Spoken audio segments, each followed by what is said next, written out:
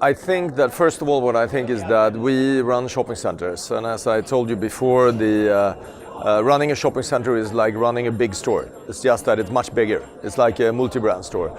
So we work a lot with the customer experience as well, and we think that the most important one is news. It was in my speech. I told everyone that, for example, we have a target that we should have 10% new stores every year. It's more or less one new store every 2 weeks in the shopping center. So the customer experience is, from our point of view in a shopping center, that you discover new stores all the time. The second part of the customer experience that I think is extremely important is what we call convenience. For a store that might be for a single store that might be, easy to find your way, and it starts at home. So you need to have a great website, and then you need to have a great app, and then you need to have a great directory, etc., etc. It's the same thing for the shopping center. You need to find a way. So the customer experience, I think the big difference, if you go back 10 years, is that it starts on the internet. Almost all buying, whether it's online or offline, physical or not, starts on the internet. That's one. The third thing is design, from our point of view. The design has become much more important. And the design from a professional point of view working, we have, for example, in shopping centers what we call drop-down zones. There is no Swedish word for that either. Drop-down zones is that, okay, you walk in a shopping center which is quite big and you are tired, you need to so you just have a place to sit down.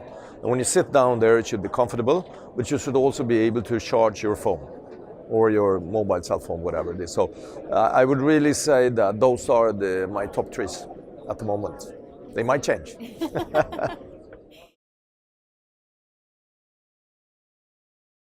Yes, I would say that it depends what I would say that the requirements from the consumers have changed, but the business change is too slow. And then I mean both retailers, physical retailers, and shopping center business, where I'm in. We try to be the leaders of the sector, and I think we are the leaders of the sector, and we are considered as the sector leader by the retailers. So I think that we developed quite fast, but not sure we developed fast enough anyway. The physical retail business, some retailers are extremely good in bringing a new customer journey, like Big Max, for example, that Magnus is the third time I see his presentations. I know it by heart right now. Really well done, where you solve a problem for the consumer. Okay, I know where to buy the hardware, the concrete, the brick, etc., but I don't know how to put it together or who should do it to find the carpenter, which is impossible. So I think this kind of exercise is important. That's what my speech is about. It's a kind of a wake-up call. Don't think that e-commerce will solve your problems if you don't have a good physical presence. So I think that we need to move much faster. I think the winners definitely are the ones moving very fast, for sure, as always. It's really actually I did a speech already in 1999, which was the first time when there were e-commerce stores, and I started e-commerce stores as I was a retailer.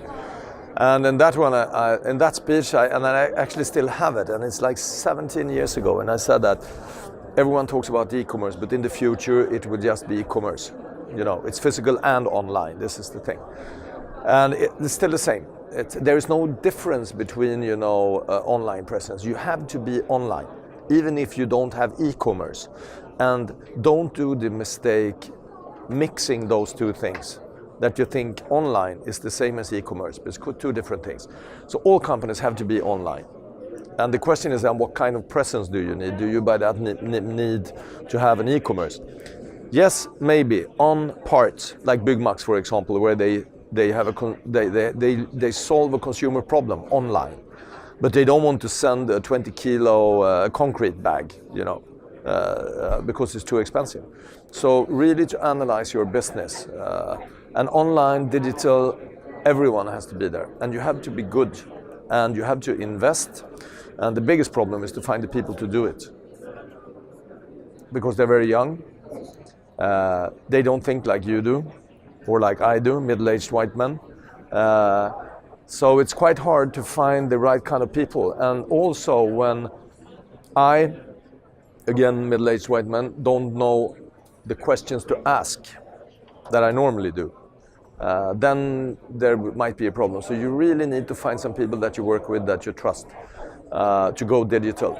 Otherwise, you can lose a lot of money, and you won't benefit the business. So it's really like, once again, Byggmax, they really did their homework, which I think is great.